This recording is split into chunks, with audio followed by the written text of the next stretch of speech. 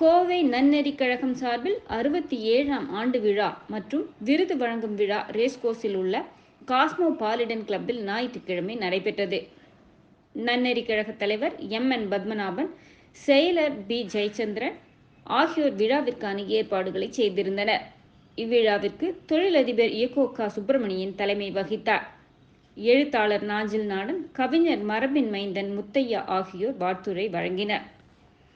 இந்நிகழ்ச்சியில் பதிப்பக பணியில் சிறந்து விளங்குவதற்காக கோவை விஜயா பதிப்பகத்தின் நிறுவனர் மு. வேலாயுதத்திற்கு நூல்நெறி செம்மல் விருதையும், தமிழ் பணியில் சிறந்து விளங்குவதற்காக எழுத்தாளர் சிதம்பரநாதனுக்கு தமிழ் நெறிச்செம்மல் விருதையும் நன்னெறி கழக தலைவர் எம்.என். பத்மநாபன் வழங்கினார்.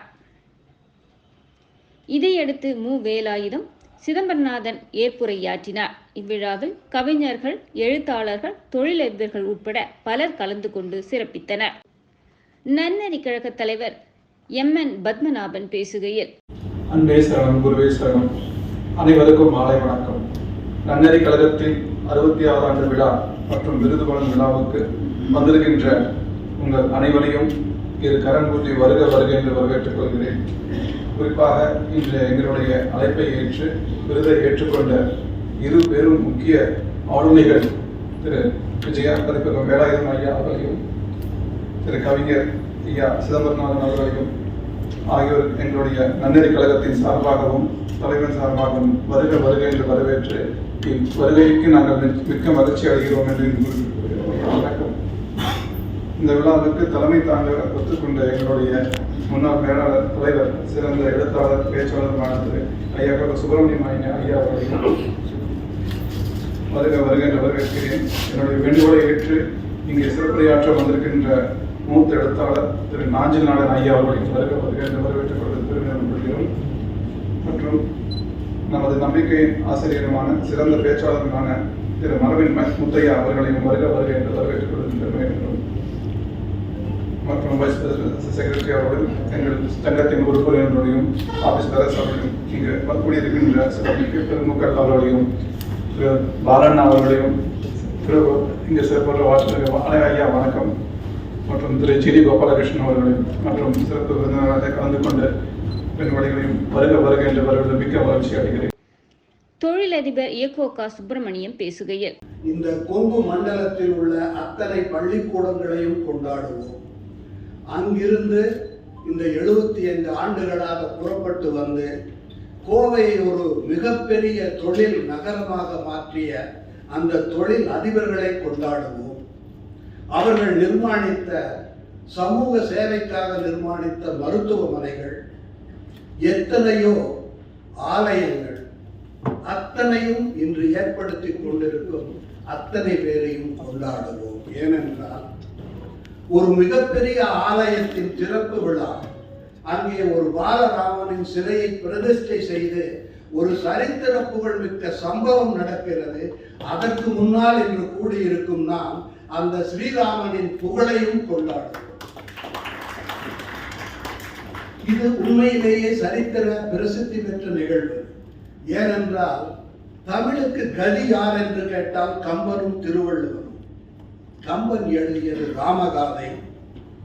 இன்றும் அதை படித்து மகிழ்ந்து கொண்டிருக்கும் அத்தனை தமிழ் கூறும் நல் உலகத்திற்கும் அந்த கம்பனை எடுத்துக்கொண்டு சென்றிருப்பவர்கள், உலக மேடைகளுக்கு சென்றிருப்பவர்கள் திரு நாஞ்சில் நாடனும் திரு மரபின் மைந்தன் முத்தையா அவர்களும்.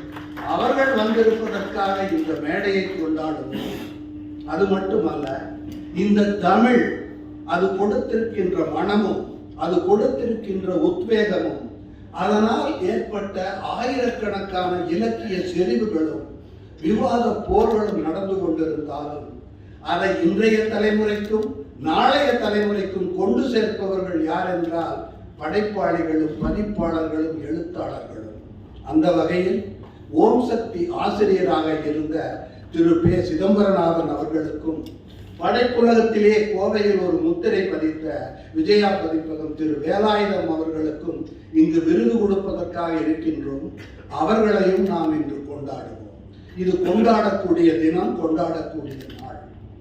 இந்த அற்புதங்கள் மீண்டும் மீண்டும் எங்கே அரங்கேறிக் கொண்டிருக்கும் என்றால் இந்த பாரத மண்ணில் தான் அரங்கேறி கொண்டிருக்கும். ஏனென்றால் இந்த மண்ணின் சிறப்பே ஆன்மீகம் மட்டும்தான்.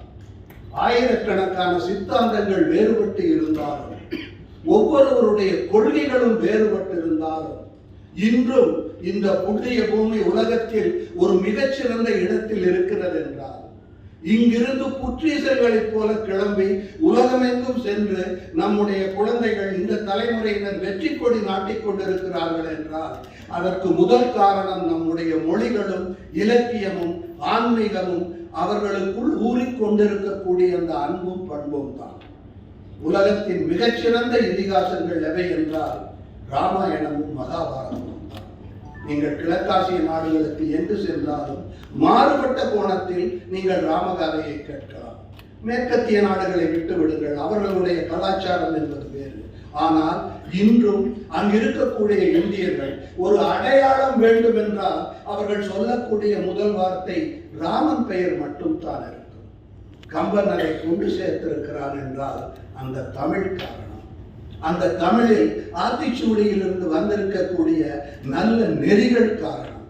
அந்த நன்னெறிகளை மக்களுக்கு எடுத்துரைக்க வேண்டும் என்பதற்காகவே 67 ஆண்டுகளாக நன்னெறி கழகம் மிகப்பெரிய மனிதர்களின் துணையோடு எத்தனையோ சபைகளை கூட்டி அவர்களுக்கு ஆன்மீகத்தையும் தேசியத்தையும் தெய்வீகத்தையும் தமிழின் புதுமை பழமை அத்தனையும் எடுத்து சொல்லிக்கொண்டே இருந்திருக்கிறது. அதற்காக இன்றைய தினத்தை கொண்டாடுவோம். தலைவராக இருக்கும் திரு பத்மநாபன், திரு ஜெயச்சந்திரன் உள்ளிட்ட இந்த நன்னெறி கழக நிர்வாகிகளுக்கு ஒரு மிகப்பெரிய நன்றியை நாம் சொல்லிக் கொள்வோம். எல்லாவற்றையும் விட நடக்கக்கூடிய அத்தனை நல்ல நிகழ்ச்சிகளிலும் தானாகவே முன்வந்து பங்கேற்றுக் கொண்டு ஒவ்வொன்றும் சிறப்பாக நடக்க வேண்டும் என்று டைனமிக் நடராஜன் அவர்கள் மிகவும் சுறுசுறுப்பாக எல்லா இடத்திலும் பணியாற்றுவார்கள். அவரை போற்றுவோம். இந்த அற்புதமான திருநாளில் இவர்கள் இருவருக்கும் விருது கொடுக்க வேண்டும் என்று வெகு நாட்களாகவே நாங்கள் பேசிக் கொண்டிருப்பது உண்டு. திரு சிதம்பரநாதன் அவர்கள் பழனியில் பிறந்தவர்கள். தமிழ் கடவுள் முருகன் இருக்கக்கூடிய அந்த ஒரு அற்புதமான அறுவடை வீட்டில் பிறந்தவர். ஆனால் அவர் பயின்றது ஆங்கிலம். ஆங்கில பேராசிரியராகத்தான் தன் வாழ்க்கையை அவர் தொடங்கி இருக்கிறார். அருட்செல்வர் அவர்கள் அவரை அழைத்து வந்து ஓம் சக்தி பத்திரிகையின் பொறுப்பை அவருக்கு கொடுத்து இதை நீங்கள் திறம்பட நடத்த வேண்டும் என்றார். ஓம் சக்தி ஒரு ஆன்மீக இதழாக இருந்தாலும் அது ஒரு தமிழ் இலக்கியமாக மஞ்சரியை போல, ஆங்கிலத்தில் ரீடர் டைஜஸ்ட் போல பலதரப்பட்ட செய்திகளை இணைத்து வந்து கொண்டிருந்தது. அவரே ஒரு கவிஞர், நிறைய கவியரங்கங்களில் கலந்து கொண்டிருக்கிறார். எல்லாவற்றையும் விட ஓம் சக்தியில் அவருடைய விவாத மேடை சிறப்புக்குரியது. ஏனென்றால் அரசியல், இலக்கியம், கலை, ஆன்மீகம் அத்தனையிலும் இருக்கக்கூடிய சில மாறுபட்ட கருத்துக்களை எடுத்து வந்து அதை விவாதமாக்கி தன்னுடைய சொந்த கருத்து எதுவானாலும் அதை ஒரு ஓரத்தில் பதிவு செய்து அந்த பங்கு பெறுபவர்களின் கருத்துக்களுக்கு முக்கியத்துவம் கொடுப்பார். அது ஒரு கவர்ச்சிகரமான, படிப்பதற்கு சுவையான ஒன்று. அதை தவிர ஐயா அருட்செல்வர் அவர்களுடைய கருத்துக்கள் தலையங்கமாக வரும்போது கருத்துக்களை இவரிடம் சொல்லி அதை கோர்வையாக எழுதியிருப்பது உண்மையிலேயே அந்த தலையங்கங்களை மட்டும் பதிப்பித்தாலே அருட்செல்வருடைய பார்வையின் விரிவு நமக்கு தெரியும். ஓம் சக்தி என்பதை விட அது அருட்செல்வரின் மகா சக்தியாக எடுத்துக்கொள்ளப்படும்.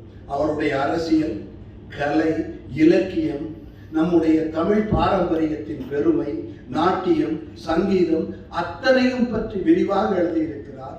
மதங்களை பற்றிய ஆராய்ச்சியை கூட ஓம் சக்தியில் ஐயா அவர்கள் எழுதியிருக்கிறார்கள். இன்று இஸ்லாமிய பெருமக்களால் கொண்டாடக்கூடிய அந்த மக்கா மதினாவில் இருக்கக்கூடிய அந்த மிகப்பெரிய அந்த கல் அமைப்பு, அதனுள் மகாதேவா என்ற வார்த்தையை அவர்கள் சொல்லுகிறார்கள் என்று வெகு நாட்களுக்கு முன்னாக அதை பற்றி எழுதியிருந்தார். அதை போலவே தொல்காப்பியம் எவ்வளவு காலத்திற்கு முன்பட்டது என்பதையும் மிகச் சிறப்பாக எழுதியிருந்தார்கள். சிதம்பரநாதன் ஐயா அவர்களுக்கு அவர் நிறைய விருதுகளை பெற்றிருந்தாலும் நம்மோடு இருப்பவருக்கு இன்று தமிழ் எரிச்செம்மல் விருது கிடைத்திருப்பது நமக்கு பெருமை. இப்படிப்பட்ட மாபெரும் அறிஞர்கள் நம்மிடையே இருக்கிறார்கள் என்பது கூட நமக்கு மிகவும் ஒரு பெருமை அளிக்கக்கூடிய விஷயம். எல்லா இலக்கிய மேடைகளிலும் அவருடைய பங்களிப்பு இருக்கும். அவருக்கு இந்த விருது வழங்குவதற்காக நானும் சேர்ந்து நன்னெறி கழகத்தின் உறுப்பினர்கள் அனைவருக்கும் நன்றி சொல்வதோடு இந்த பெருமையில் நானும் பங்கு பெற்றுக் கொள்கிறேன். அடுத்ததாக வேலாயுதம் ஐயா அவர்கள். இந்த கோவைக்கு ஒரு தனி மரியாதை என்னவென்றால், எதை செய்தாலும் இந்தியாவிலேயே இதுவரை யாரும் செய்யாத அளவுக்கு ஒரு மாறுபட்ட முறையில் எதையுமே வியாபாரம் செய்ய முடியும் என்பது இந்த மண்ணிற்கு ஒரு பெருமை.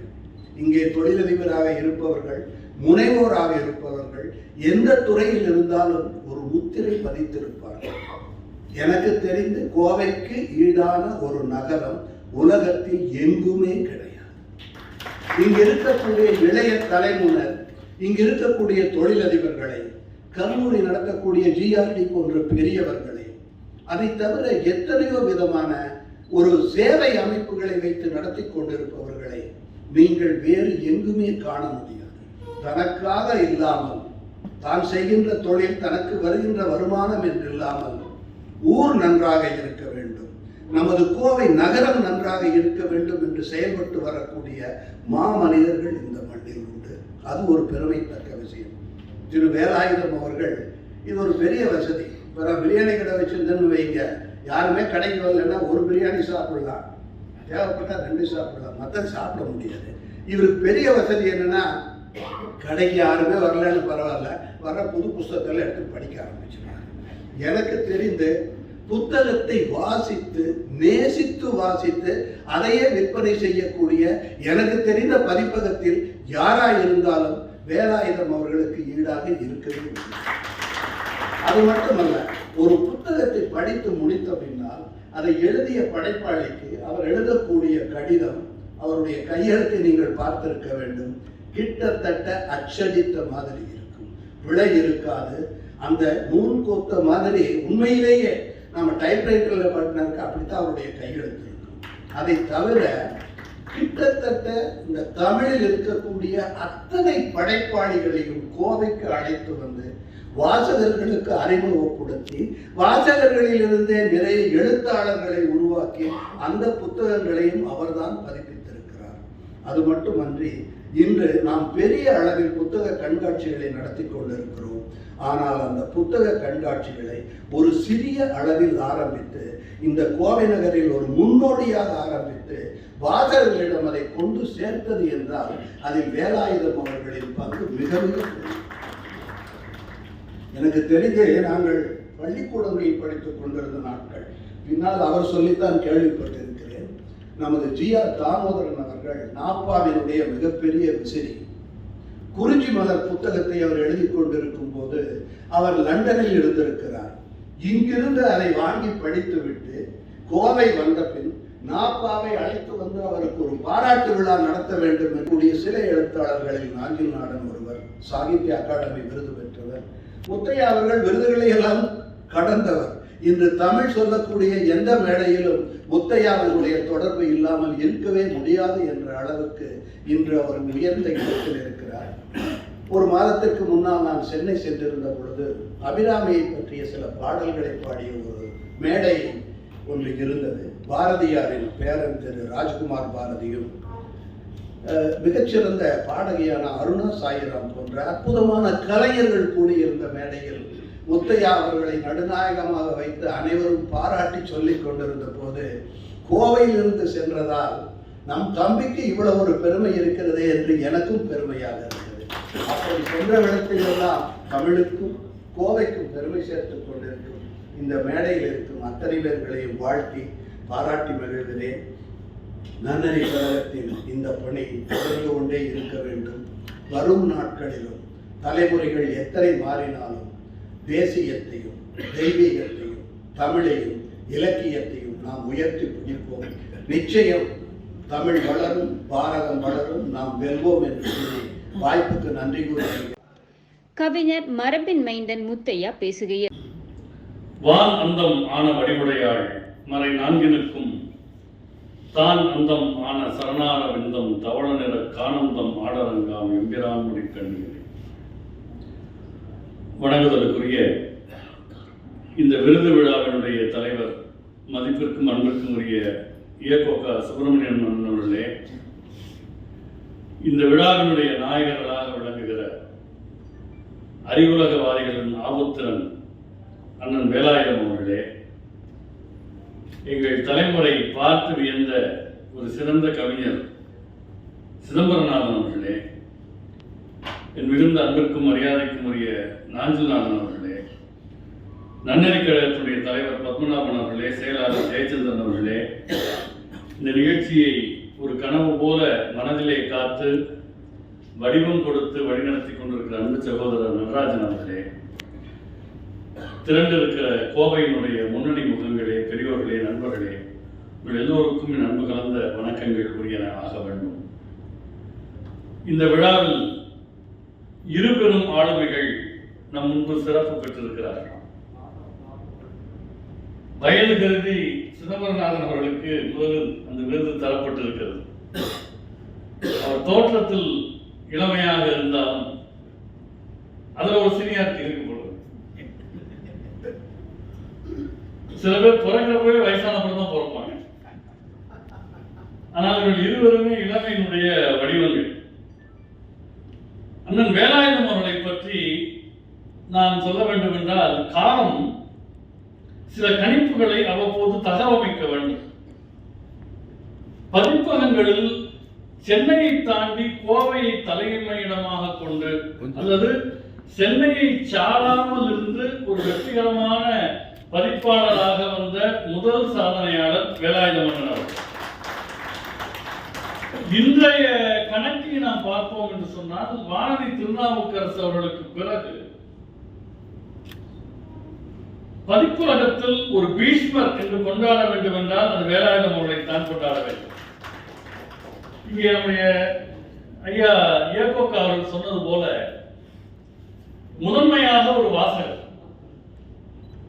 எந்த ஒரு உற்பத்தியாளரும் தன்னுடைய தயாரிப்பினுடைய முதல் நுகர்வோராக இருப்பது ஆச்சரியம். அப்படி இருக்கக்கூடிய ஒரு வேலாயுதம் அவர் நூல்களை வாசிப்பது எந்த அளவுக்கு தீவிரமானது என்றால், அவர் சற்று உடல்நலம் குன்றியிருந்த காலத்தில் ஒரு இன்றைக்கும் கூட அவ்வளவு இயல்பு. ஒரு புத்தகத்தை படித்து அது உருக்கமான இடம் இருந்தால் புத்தகத்தை வைத்துவிட்டு தேம்பி தேம்பி அழுவார்.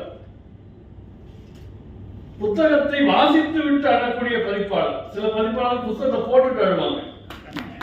இதேடா போட்டோம் நல்லவங்கதான் இருக்காங்க. ஆனால் வாசிப்பில் அந்த உணர்ச்சி வயத்தினுடைய உச்சத்துக்கு போனதால் அவருடைய குடும்பம் கொஞ்ச காலம் அவரை வாசிப்புக்கு கூட ஒரு இடைக்கால தடை விதித்திருந்தது. அவர் உடல்நலம் தேறுகிற வரையில் நீங்கள் வாசிக்க வேண்டாம் என்று கேட்டுக்கொள்கிற அளவுக்கு ஈடுபாடு கொண்டார். இது பெரிதில்லை. அவர் சொன்னதை போல அவர் எழுத்தாளர்களுக்கு கடிதம் எழுதுவார். அதுவும் ஒரு இயல்பான ஒரு வாசகனுடைய செயல்தான். சென்னை புத்தக கண்காட்சிக்கு நான் சென்றிருந்த போது, இப்பொழுது புத்தக கண்காட்சிக்கு தலைமை பொறுப்பேற்றிருக்கக்கூடிய கவிதா பதிப்பக நிறுவனர் சேது சொக்கலிங்கம் அவர்களுக்கு கொஞ்சம் நேரம் பேசிக் கொண்டிருந்தேன். அப்போது அவர் சொன்னார், வேலாயுத மன்னனை பொறுத்தவரை எங்களுக்கு அவர் தொலைபேசியில் கூப்பிட்டால் கூட புத்தகம் எப்படி விற்றது, வியாபாரம் எப்படி இருக்கிறது இரண்டாம் தான் கேட்பார். ஒரு பதிப்பாளர் இன்னொரு பதிப்பாளரை தொலைபேசியில் அழைத்து கேட்கக்கூடிய முதல் கேள்வி, சொக்கலிங்கம் நீங்க இப்ப என்ன புத்தகம் படித்தீர்கள் என்றுதான் கேட்பார் என்று அவர் சொன்னார். இது ரொம்ப ஒரு ஆச்சரியமான குணம். எல்லா பதிப்பாளர்களும் தங்களுடைய எழுத்தாளர்களை மட்டுமின்றி பிற எழுத்துக்களையும் வாசித்திருக்க வேண்டும் என்கிற எண்ணம் ஒருவருக்கு வருவது என்பது ரொம்ப ஆச்சரியம். வெளிப்படையாக சொல்வதென்றால், வணிகத்திலே இத்தனை ஆண்டு காலம் இருந்தவர். அவர் நடுத்தர வயதை நெருங்குகிற போதே கோவையிலே ஒரு பெரிய ஆளுமையாக வடிவெடுத்து விட்டார். அவர் உருவாக்கிய வலைத்தொடர்புகளுக்கு, அவரிடம் இருந்த நட்புகளுக்கு, அந்த தொடர்பையே முதலீடாக கொண்டு அவர் வேறு தொழிலுக்கு போயிருக்க முடியும். ஆனால் ஒரு புத்தக காதலர் எப்படியாவது வாசிப்பு பழக்கத்தை பரவலாக்க வேண்டும் என்கிற வேட்கையில் அந்த தொழிலிலேயே நிலை பெற்று நின்றார் என்பது அவருடைய மிகப்பெரிய சிறப்பு. வேறு வழியில்லாமல் அவர் நிலை கொள்ளவில்லை. இதுதான் என்னுடைய நோக்கம், இதுதான் என் லட்சியம் என்கிற ஒரு பிடிப்போடு இருந்தார். அவர் புத்தக கண்காட்சிகள் நடத்துவதை பற்றி இயக்கோக்கா அவர்கள் சொன்னார். ஆனால் வேலாயுத மன்னன் நடத்தியவை எல்லாம் புத்தக கண்காட்சி என்பதை விட ஒரு படி மேல். அவர்தான் அதற்கு வாசகர் திருவிழா என்று பெயர் வைத்தார். வாசகர் திருவிழா என்றால் வெறுமனே புத்தகங்கள் மட்டும் இங்கே கண்காட்சிக்கு இருக்காது. நான் பள்ளி மாணவனாக இருந்த போது, கல்லூரி மாணவனாக இருந்த போது யார் யாரையெல்லாம் பார்த்து வியந்தோம், இந்த எழுத்தாளரை ஒரு முறையாவது நேரில் பார்த்து விட மாட்டோமா என்று நினைத்த எழுத்தாளர்களை எல்லாம் வரிசை கட்டி வந்து கோவையில் அமர வைத்த பெருமை வேலாயுதம் அவர்களுக்கு உண்டு. அசோகா பிளாசா என்று இப்பொழுது இருக்கிறது. அங்கே ஒரு கீழே ஒரு தரைத்தளம் ரூபாய்க்கு டீ வாங்கி கொடுத்தோம் வந்தவங்களுக்கு. 10 ரூபாய் வாடகை, 25 ரூபாய். அது 10 ரூபாய் இறைந்து கொடுத்தேன், நான் 5 ரூபாய் கொடுத்தேன், இன்னும் 2 பேர் ஆளுக்கு 5 ரூபாய் கொடுத்தார்கள். விழாவை தொடங்கி வைத்தவர் அண்ணன் வேலாயுதம். ஒரு ஸ்கூட்டர்ல வருவார். அப்படி பல நினைவுகள் தமிழினுடைய கோவையினுடைய இலக்கிய வரலாற்றோடு இலக்கிய வளர்ச்சியோடு நகமும் சதையும் போல கலந்து நிற்கக்கூடியவர் தான் அண்ணன் வேலாயுதம் அவர்கள். அவருடைய வழித்தோன்றல்கள் இன்றைக்கு அந்த துறையை இன்னும் செம்மையாக முன்னோக்கி எடுத்துச் செல்வது ஒரு ஆறுதலான விஷயம், ஆக்கப்பூர்வமான விஷயம். அது இன்னும் அவருக்கு யூடியூப் வந்து விட்டது, வலைத்தளம் வந்து விட்டது, எல்லாமே வசதிகளை அவர்கள் பெருக்கி இருக்கிறார்கள். நிகழ்காலத்துக்கு ஏற்ற தன்மையிலே அவர்கள் இருக்கிறார்கள். அந்த வகையில் அண்ணன் வேலாயுதம் அவர்கள் இன்னும் பல்லாண்டுகள் எல்லா நலன்களோடும் ஆரோக்கியத்தோடும் வாழ்ந்து பதிப்புத்துறைக்கு இன்னும் ஒரு கலங்கரை விளக்கமாக அவர் விளங்க வேண்டும் என்று எல்லாம் அல்ல அபிராமி அன்னையினுடைய திருவடிகளை நீள நினைந்து வணங்கி அவர்களுக்கு என்னுடைய வணக்கங்களையும் வாழ்த்துக்களையும் தெரிவித்துக் கொள்கின்றேன். இன்றைய அடுத்த விருதாளர் கவிஞர் சிதம்பரநாதன் அவர்கள். சிதம்பரநாதன் அவர்களை ஒரு பத்திரிகையாளராக, இப்பொழுது இந்த புத்தகத்தின் மூலம் ஒரு கட்டுரையாளராக பலர் நன்கு அறிவார்கள். அவருடைய முதன்மையான பங்களிப்பு என்னை பொறுத்தவரை கவியரங்க மேடைகள்.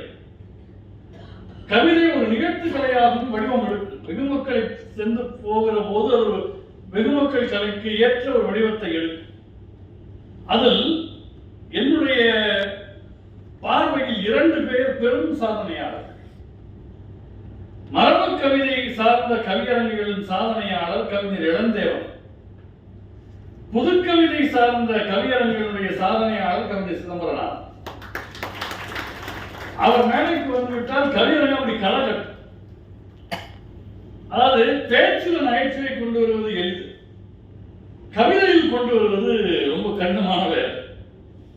அது மட்டும் இல்லாம ஒரு புத்தகங்களுக்கு வைக்கிற தலைப்புகள் எல்லாமே ரொம்ப கம்பீரமாக இருக்கும். அது வானம்பாடி இயக்கத்தில் அவர் இருந்தபோது அவருடைய முதல் கவிதை தொகுப்புக்கு தலைப்பு அரண்மனை திராட்சைகள் என்பது. அது சொல்ற போதே அது ஒரு பெரிய மலைப்பை கொடுக்கும். அரண்மனை திராட்சைகள் அப்படின்னு ஒரு தொகுப்பு கொண்டு வந்தார். அதுவும் அவருடைய தமிழ்த்தாய் வாழ்த்து ரொம்ப பிரசித்தம். தமிழ்த்தாய் வாழ்த்து சொல்ற போது இந்த காலுக்கு சிலம்பு, இடைக்கு மேகலையெல்லாம் சொல்லிட்டு அந்த தமிழ்த்தாயை ஒரு பெண்ணாக உருவப்படுத்துவார். உருவப்படுத்தி விட்டு சொல்லுவார், கிள்ளி விட்டால் சிவந்து போகும் கிளிமூக்கு நிற கன்னத்தில் கண்படுமோ என்று ஒரு புள்ளி வைத்து போக புறப்பட்டு வந்தவன் நான் அப்படிம்பார். அதனால அப்படியே கரகரகம் ஆயிடும். இதை நான் எழுதி வைத்து படிக்கிறேன். அவர் சொல்லி சொல்லி மனசுல பதிஞ்சிருச்சு. எல்லாத்த விட ஒரு வியப்பு என்னன்னா, ஒரு சொல்ல போய் எனக்கு யோசனையா இருக்கு. நம்முடைய கோவை வானொலி, அப்போதெல்லாம் உங்களுக்கு வானொலி ஒன்றுதான், தொலைக்காட்சி கூட அரசு தொலைக்காட்சி மட்டும்தான். அவர்கள் ஒவ்வொரு விழாவுக்கும் ஒரு கூடுகை நடத்துவார். அண்ணன் மாணிக்கத்தோடு சேர்ந்து பாரதி விழாவை நடத்துவார்கள் வானொலி நிலையத்தினர். அதுபோல் சித்திரை விழாவுக்கு ஒரு கவியரங்கம் நடத்தினார். நாங்கெல்லாம் கல்லூரி மாணவன். இந்த கவியரங்கம் கேட்கறதுக்காக பஸ் பிடிச்சு பொள்ளாச்சி போனோம். பொள்ளாச்சியில நிகழ்ச்சி தலைப்பு வேகமாய் வருகிறது வெற்றி ரதம் தலைப்பு. பாடின அத்தனை பேரும் ரொம்ப சீரியஸான கவிதைகள். அந்த வெற்றி அங்க வந்துருச்சு, இங்க வந்துருச்சு ஆரம்பிச்சு அடுத்தோடு சொன்னாரு, குபேரபுரிகளுக்கு வேண்டுமானால் வெற்றி ரதங்கள் வரலாம், குசேலபுரிகளுக்கு சொற்கரதம் அல்லவா ஜோராக வருகிறது அப்படின்னாரு. அந்த சபை அப்படியே கலகலந்து போச்சு. அப்போ மழை இல்லாத காலம். அது பொள்ளாச்சி தென்னை மர விவசாயம் நடக்கிற இடம். அங்க நின்று சொல்றாரு, வறட்சி எங்கனும் வறட்சி, தென்னை மரம் வைத்த விவசாயிகள் எல்லாம் விறகு கடை வைக்கலாமா என்று விசாரித்துக் கொண்டிருக்கிறார்கள் அப்படின்னார். ஒரு சோகத்தை கூட ஒரு எண்ணல் துணியோடு பாடக்கூடிய ஒரு ஆற்றல் கவிஞர் சிதம்பரநாதன் அவர்களுக்கு உண்டு. தனக்கு அடுத்த தலைமுறை படைப்பாளர்கள் மேல், குறிப்பாக மேடைக்கு வரக்கூடியவர்கள் மேல் அவருக்கு ஒரு பெரிய தாக்கம் இருந்தது. அருட்செல்வர் அவருடைய அரவணைப்பிலே அவர் தன்னுடைய தனித்தன்மையோடு வளர்ந்தார். எனக்கு ஞாபகம் இருக்கிறது, அருட்செல்வரும் அவரும் ஒரு முறை அவிநாசிலிங்கம் பல்கலைக்கழகத்துக்கு ஒரு விழாவுக்கு போயிருந்தார். அங்கே அந்த மாணவிகள் ரொம்ப அருமையாக ரங்கோலியிலே ஒரு வீணையை வரைந்திருந்தார். அருட்செல்வர் அந்த ரங்கோலியை பார்த்துவிட்டு சிதம்பரநாதன் அவரை அழைத்து, இதை படம் எடுத்து ஓம் சக்தியில் போடுங்கள் இவ்வளவுதான் அவர் சொன்னார். இந்த கவிஞர்களுடைய குசும்பு விட்டு எப்பவுமே இருக்கும். அவர் அருட்செல்வர்கிட்ட சொல்றார், ஆமாங்க ஐயா போடலாம், போட்டு கீழே ஒரு வாசகமும் போடலாம், பாரதியாரோட வாசகம்னார். என்னென்ன நல்லதோர் வினை செய்தே அதை நலங்கிட பொழுதியில் எரிவதுண்டோ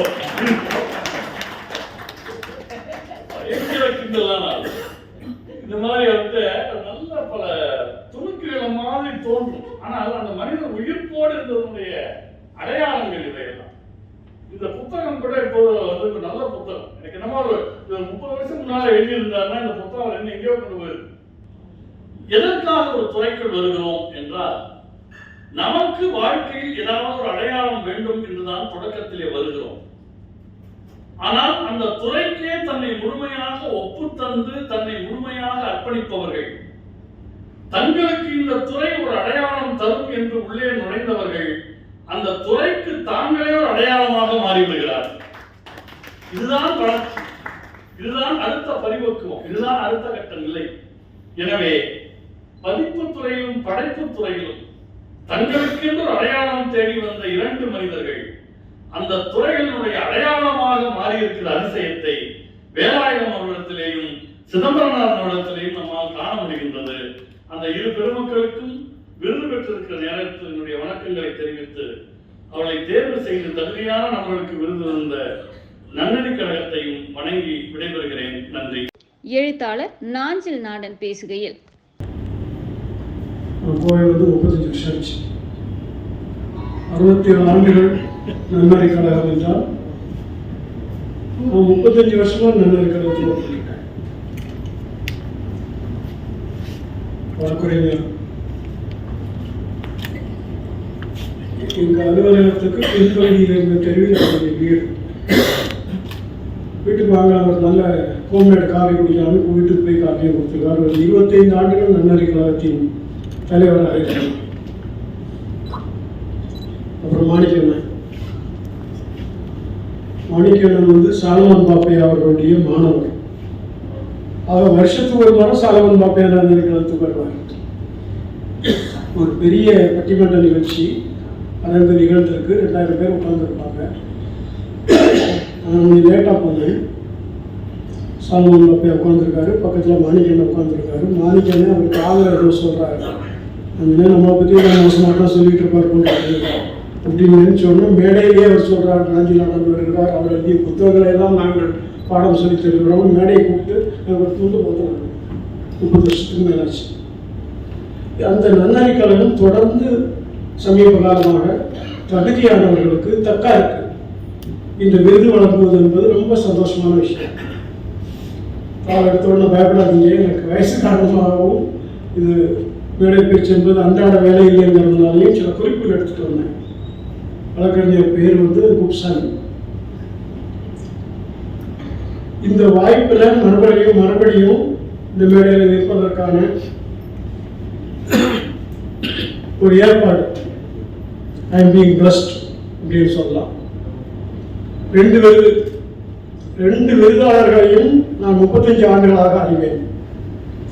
நான் 89 ஆகஸ்ட் 29 கோயிலுக்கு மாற்றலாகி வந்த பிறகு 3 நாள் 4 நாளையில திவ்யோதயாவில் நடக்கக்கூடிய ஒரு கூட்டத்துக்கு நடந்து போகிற போது நான் வழி கேட்கிறேன். நான் வழி கேட்ட ஆளு வேலாயுதனாச்சின்னு பின்னாடி தெரிஞ்சுக்கிட்டேன். அப்போ தோணுச்சு, சரியான ஆளுக்கு தான் வழி கேட்டிருக்கோம். இன்றாலும் வழி கேட்டுக்கிட்டு தான் இருக்கோம். ரொம்ப வெளிப்படையாக சொன்னால் கடந்த 9 ஆண்டு காலமாக நான் சொந்த வீட்டில் காலாட்டிக்கிட்டு உட்காந்துருக்கேன்னா அதுக்கு காரணம் வேலாயுதனாச்சி. அவர் வாங்கி கொடுத்துருக்கா. சிதம்பரநாதன் அந்த காலத்தில் வானம்பாடி கவிதைகள் கவிதை உலகத்தையே ஆட்சி படைச்சிக்கிட்டு இருந்த காலம். வானம்பாடி கவிதை எழுதின அத்தனை பேரும் பெரும்பாலோர் வந்து தமிழ் பேராசிரியர்கள் அல்லது தமிழ் ஆசிரியர்கள். டாக்டர் சர்பி பாலசுப்ரமணியம், புவியரசு, மேத்தா, அப்துல் ரஹ்மான், நம்ம ஈரோடு தமிழன், இப்படி ஒரு பட்டியல் சொல்லலாம் நம்ம. ஆனால் சிதம்பரநாதன் ஐயா வந்து ஆங்கிலத்துறை பேராசிரியர். இந்த வித்தியாசத்தை எதுக்கு சொல்றேன்னா, அவருடைய கவிதைகள்ல அந்த செழுமையும் அந்த கூர்மையும் தெரியும். பாப்புலரா இல்லையா, இது நினைவுபடுத்துகிறாரா இல்லையா, கட்டுரைகள் எழுதுறாங்களா, கொண்டாடுறாங்களா, எல்லாம் வேற விஷயம். ஆனா ரொம்ப 35 வருஷமா நாங்கள் கூர்ந்து அவதானித்துக் கொண்டிருக்கிற போது எனக்கு அவருடைய கவிதைகள் மீது மரியாதை உண்டு. முத்தியா சொன்ன மாதிரி என்னால் மனப்பாடமா கவிதைகள் சொல்ல முடியாது. ஒரு ஷார்ப்னஸ் உண்டு அவர்கிட்ட. அப்புறம் ஒரு அன்காம்ப்ரமைசிங் நேச்சர். ஆகவே அவர் நண்பர்களை விட பகைவர்களை அதிகமாக பெற்றிருப்பாரோ அப்படின்னு எனக்கு ஒரு கேள்வி உண்டு. அவர் நடத்துகிற ஹோம் செக்ஷன் அவர் 7-8 சிறுகதைகள் எழுதியிருப்பார்.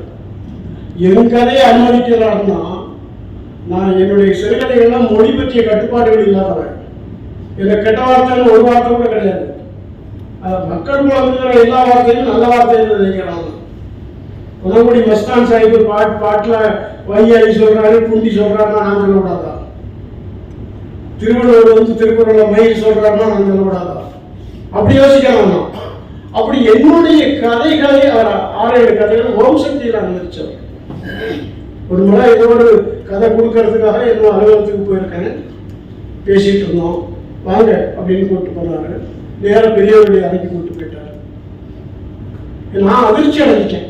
அவர் ஏதோ அவருடைய அலுவலகத்தில் போய் சந்திக்க முடியுமா எனக்குங்கிற மாதிரி நிலையில இருக்கிறவனா. அப்படியான ஒரு தகுதி உடையவர்.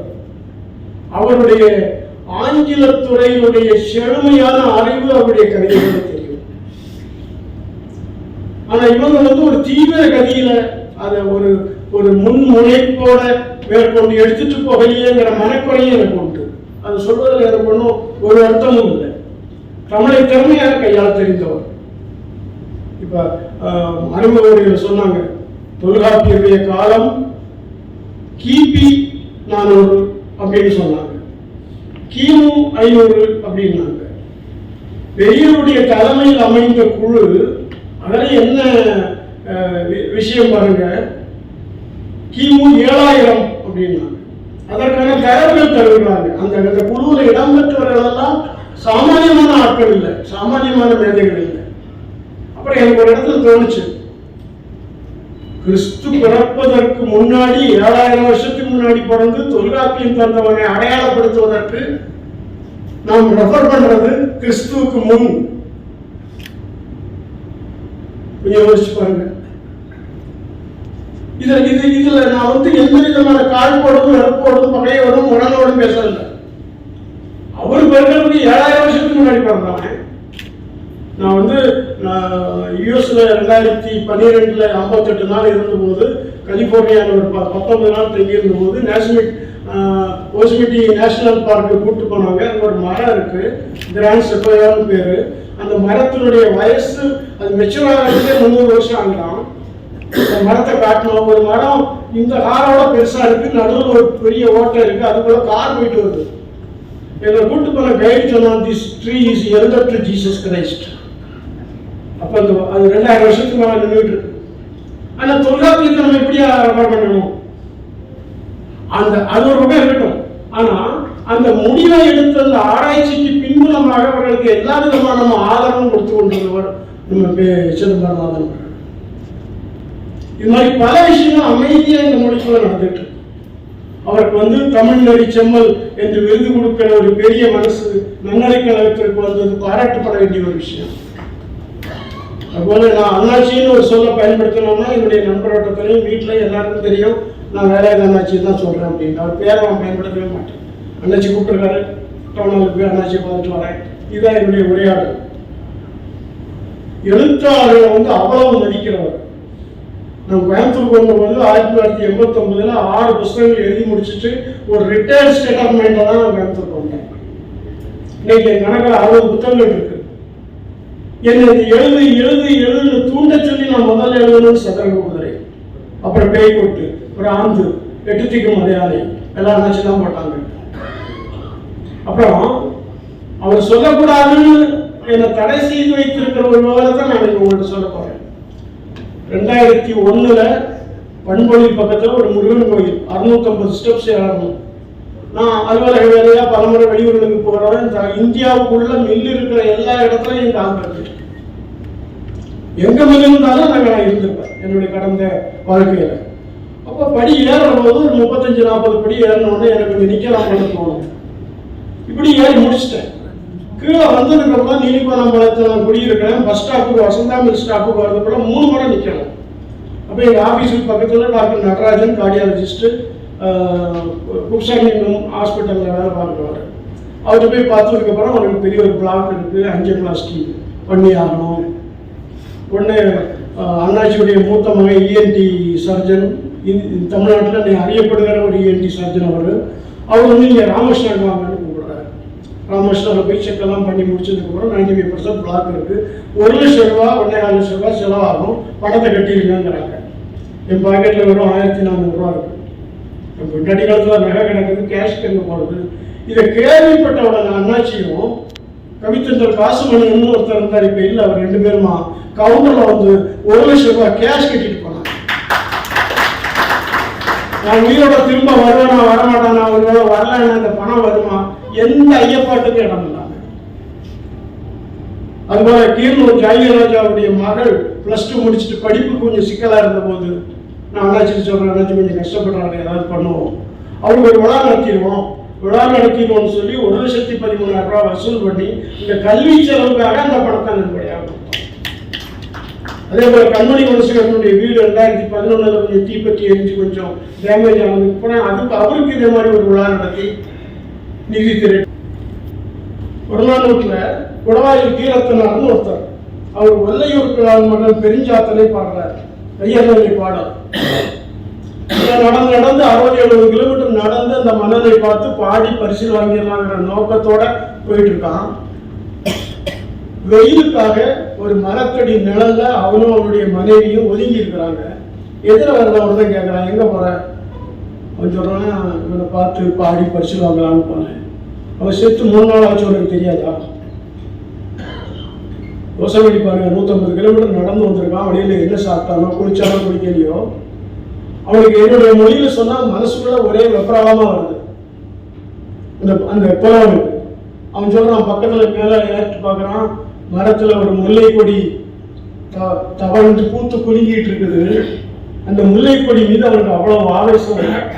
பாட்டை அப்படியே படிக்கிறான். இளையோர் சூடார் வளையோர் கொய்யா நல் யாழ் மறுப்பின் மெல்ல வாங்கி பானம் சூடான் பாடினி அணியார் ஆண்மை நோன்ற ஆடார் கடந்த வல்வேல் சாத்தன் நாய்ந்த பின்னை முல்லையும் பூத்தியே வல்லையூர் நாட்டே. எதுக்கு முல்லை நீ பூத்துட்டு இருக்க? ஒன்று வந்து இளையவர்கள் பறிச்சு சூட மாட்டாங்க, வளையணிந்த கைகளை உடையவர்கள் அதை இணுங்கி தலையில வைக்க மாட்டாங்க. பாணன் வந்து தன்னுடைய யாழை எடுத்து அதை வளைச்சு அதனுடைய மலரை ஒடிச்சு பாடினிக்கு கொடுக்க மாட்டான். இந்த நேரத்தில் போய் நீ எதுக்கு? ஏன்னா அவனுடைய ஏக்கம், அவனுடைய கஷ்டப்பாடு. சிறுபான்மைப்படையில் ஒரு நூல் 10 பாட்டு 8 தொகை நூல்களில் 10 பாட்டு நூல்கள் ஒன்றும் பெரிய மலைப்பெல்லாம் தேவையில்லை. 8 தொகைங்கிறது 2400 ஸ்டான்சஸ் அப்ராக்சிமேட்லி 50-60 குறைவா தான் இருக்கும். நம்ம சொல்றோம் இல்லையா, குறுந்தொகை, நெற்றிணை, அகநானூறு, புறநானூறு எல்லாம் சேர்த்து 2400 பாடல்கள் தான். 10 பாட்டு என்பது அப்ராக்சிமேட்லி 2400 லைன்ஸ், வரிகள். அது சிறுபான்மைப்படை வெறும் 269 வரி. இடைக்கலி நாட்டு நல்லூர் நத்தத்தனார் பாடினது, ஒய்மா நாட்டு நல்லிய கோடம். அதுல அந்த பாணன் சொல்றான், நான் இவனை அந்த மன்னனை போய் பார்த்துட்டோம்னா எனக்கு எப்படி சாப்பாடு போட்டு உபசரிப்பான் தெரியுமா? ஒரு கலைஞன், ஒரு படைப்பாளி, ஒரு புலவன், காம்பு சொரித்தன் அறுவை உடி. முதல் வரி. காம்புன்னா மூங்கில்னு பொருள், போதுனா மூங்கில். மூங்கிலுக்கு மாத்திரம் தமிழ்ல 10 சொல்றேன். எல்லாரும் ஒரே எழுதுறாங்க. மூங்கிலை உரித்து அதை உரித்ததற்கு வந்து அறுவை அப்படின்னா ஆடை. எங்க ஊர்ல மடி அப்படின்னா மடிச்சு அறுக்கிறது. அறுவைன்னா நெய்து முடிச்சதுக்கு அப்புறம் அறுக்கிறது. அறுவை உடி. அந்த மாதிரி மூங்கிலை உரிச்சு அதை ஆடையாக அணிய தருவான். ஒரு இவரே எழுதுறாங்க. நான் படிச்சு பார்த்தேன். மூங்கில உரிச்சு யோசிச்சு பாருங்க. கல் மூங்கிலோ இல்ல ஓர மூங்கிலோ உரிச்சு ஆடை மாதிரி உடுத்திக்கிட்டு தொடையெல்லாம் கழிச்சு ரத்தம் சொட்டும். எப்படி ஒரு புலவன் பாடி இருக்க முடியும்? நான் அடிப்படையில் விவசாய குடும்பத்தில் வளர்ந்தேன். நான் யோசிச்சு பார்க்குறேன். மூங்கில ரெண்டாக பிளந்தீங்கன்னா உள்ள ஒரு ஒயிட் பாலிதீன் ஷீட் மாதிரி மென்மையான ஒரு டிஷ்யூ மாதிரி இருக்கும். அதை சொல்றான் காம்பு சொலித்தன்ன அறவை உடி அதே மாதிரி ஆடையை அணிய தருவான். அடுத்த வரி முக்கியமான வரி. பாம்பு வெகுண்டன்ன தேரல் நல்கி பாம்பின் சீற்றத்தை ஒத்த தேரல்னா மதுவை பருகத் தருவான். இப்ப பேராசிரியர் லோகமாலினி உட்கார்ந்து இருக்காங்க பாட்டனி ப்ரொஃபஸர் எம்சிஎம் காலேஜில். அவங்களுடைய ஒரு புஸ்தகம் வந்திருக்கு. சாக்கேங்கிறது சாக்கே தெரியும். தாவரங்களில் இருந்து செடி கொடியிலிருந்து தயாரிக்கப்படுகிற மதுகள் பற்றி 250-300 பக்கத்தில் ஒரு புத்தகம் விஸ்வரம் வெளியிட்டு இருக்கு. இன்னும் 2 புத்தகம் வர இருக்கு. அது போன்ற அப்புறம் எனக்கு போனீங்க சொல்லியிருக்காரு. சில நாடுகளுக்கு போனீங்கன்னா நீங்க வாயை பிறந்து நாக்கை நீட்டணும். அந்த நாக்கில் ஒரு பாம்பு வச்சு கடிக்க சொல்லுவாங்க. அது மைல்டான விஷமுடைய பாம்பு. அந்த கடித்த அந்த விஷம் உடம்புல ஏறி உங்களுக்கு ஒரு அளவற்ற போதையை தரும். நான் கடியாகி பார்த்ததில்லை. அவர் பார்த்தாரா எனக்கு கடிப்பட்டு சொன்னாரா எனக்கு தெரியல. இவன் சொல்றான் பாம்பு வெகுண்டன்ன தேரல் நல்கி காயை ஊட்டிய கவர்களை தூணி பூவிரி கச்சை புகழோன் தன்முன் பனிவரை மாபன் பயந்த நுண்பொருள் பனுவலின் வடா பல்வேறு அதிசில். என்ன சமாச்சாரம் சொல்றான்னா, காயை ஊட்டிய அர்ஜுனன் அந்த வனத்தை எரிச்சு அந்த திருப்பி ஓடி வந்த பாம்புகளெல்லாம் அதுக்குள்ள தூக்கி போட்டு ஒரு வனத்தை எரிச்சான் இல்லையா? அந்த அர்ஜுனனுடைய தம்முன் அவனுடைய அண்ணன் பீமன். பாகசாஸ்திரத்துல 2 பேர் சொல்றாங்க, நலபாகம் பீமபாகம். அவங்கதான் பல ரெஸ்டாரண்ட்ல நலா ஹோட்டல் பீமா அப்படின்னு பேர் வச்சிருக்காரு. அந்த பீமனுடைய உணவு சாஸ்திரம்ங்கிற ஒரு நூல் எழுதியிருக்காங்க. பனுவல்லாம் நூல்னு பொருள். என்ன சொல்றாரு? காய் எரி ஊட்டிய காண்டவாகமா காய் எரி ஊட்டிய கவர்களை தூணி பூவிரி கச்சை புகழோன் தன்முன் வரிவரை மார்பன் பீமன் பயந்த நுண்பொருள் பனுவலின் வளா நுட்பமான பொருளுடைய நூலிலிருந்து தவறாத உணவை சமைத்து உண்ணத் தருவான். என்ன மாதிரி விஷயங்கள் இந்த கண்டு கொண்டதுல பாராட்டுறதுல எவ்வளவு விஷயங்கள் இருக்கு, பெருமிதமா இருக்கு. அதாவது நீங்க ரயில் பயணத்தின் போது எந்த கிளாஸ் வேணாலும் போங்க, யாராவது ஒரு சக பயணி, சார் நீங்க ஆமா படிச்சிருக்கேன் சார், உங்களுக்கு ஒரு நோபல் பிரைஸ் கிடைச்சா கூட அந்த சந்தோஷம் இருக்காது.